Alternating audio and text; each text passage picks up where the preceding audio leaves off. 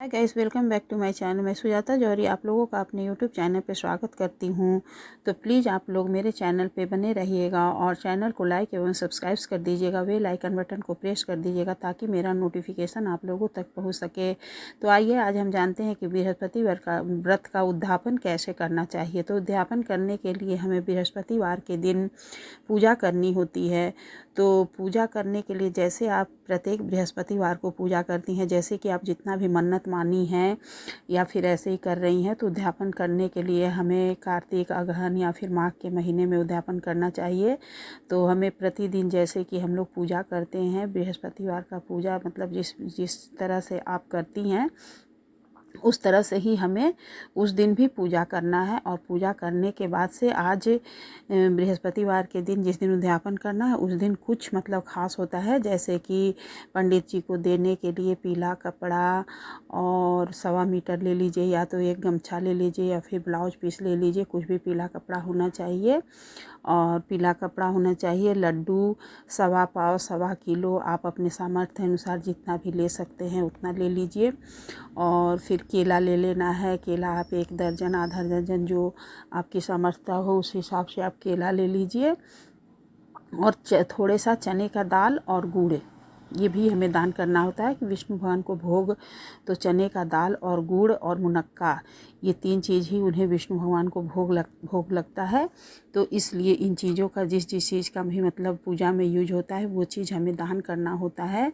तो दान करने के लिए हमें विधि पूर्वक उस दिन बृहस्पतिवार को व्रत रहकर और हमें पूजा कर लेना है। पूजा जैसे हम प्रत्येक बृहस्पतिवार को करते हैं वैसे पूजा हमें कर लेनी है विधि पूर्वक। उसके बाद से हमें इस तरह से फल चढ़ा देना है भगवान जी के सामने, और फिर लड्डू भी चढ़ा देना है, चना का दाल और गुड़, और फिर एक गमछा और कुछ दक्षिणा, इस तरह से चढ़ाकर अपना पूजा कर लेना है। पूजा करने के बाद से हमें पुस्तक पढ़ लेना है बृहस्पति भगवान की कथा, और फिर हमें आरती भी कर लेनी है।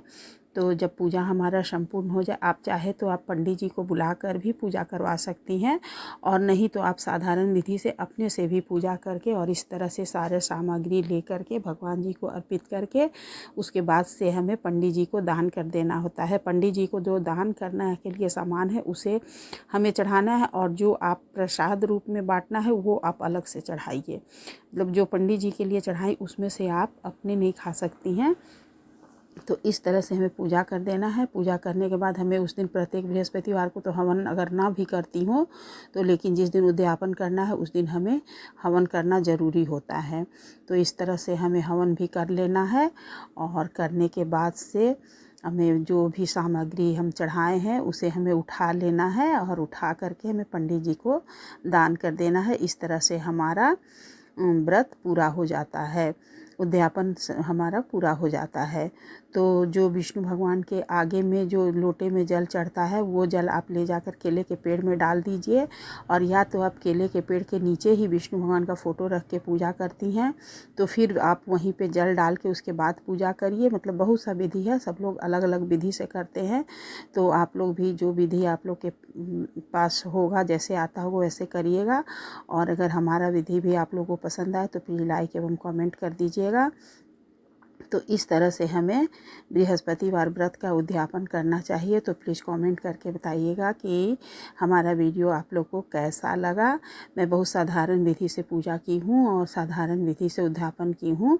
तो इस तरह से हमें बृहस्पतिवार व्रत का उद्यापन कर लेना चाहिए। और पूजा के बाद जो जल है मैं तुलसी जी में डाल देती हूँ। केला का पेड़ घर में नहीं रखी हूँ क्योंकि केले के पेड़ घर में नहीं रखना चाहिए। और इस तरह से इसलिए मैं तुलसी जी के जड़ में ही बृहस्पतिवार को पूजा करती हूँ। तो जो जल चढ़ाती हूँ उसे लाकर डाल देती हूँ और एक दीपक लगा देती हूँ। दीपक आप शाम के समय भी लगा सकती हैं प्रदोष काल में चाहे तो, और सुबह के टाइम में भी एक दीपक जला देना चाहिए। इस तरह से हमारा व्रत संपूर्ण हो जाता है। तो प्लीज़ कमेंट में आप लोग जय विष्णु भगवान ज़रूर से लिखिएगा, और इस तरह से आप लोग